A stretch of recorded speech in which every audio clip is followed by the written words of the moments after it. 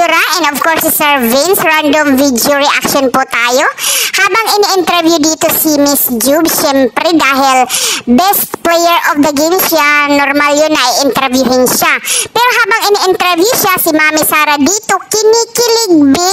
Habang tinitingnan niya yung erog niya na ini-interview, Diyos ko Mami Sara ha, ang ganda mo ha, oy. Siyempre, talaga namang magaling yung ating Miss Bionic. Naunahan lang sila ng mga talo, kaya siguro wala silang mood doon sa time na naglalaro sila. Pero babawi yan sila guys. At syempre si Sir Vince, dahil hindi siguro nakasama si Sir Vince, ayan, na-miss niya si Tali Boom Boom. Hindi ko alam kung paano ka namin matutulungan sir, dahil nakakamiss naman talaga yung batang iyan. Talaga namang 1 year na pala mula nung kinuha mo siya sa butuan at nasa mga kamay mo si Tali. At syempre, dahil magkapatid sila, sinusuportahan namin sila.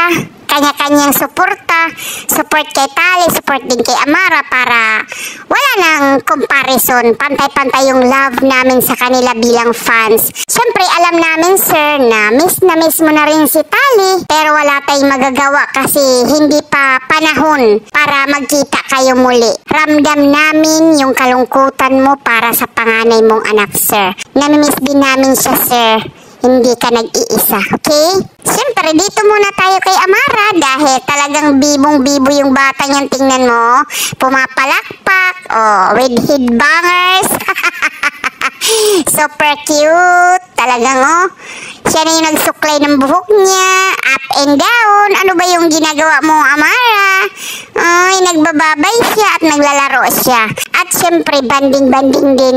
Pag may time, kung sakali mang magkita sila muli, okay? So, yun lang po yung quick reaction natin sa mga lalabs natin. Bye! I love you!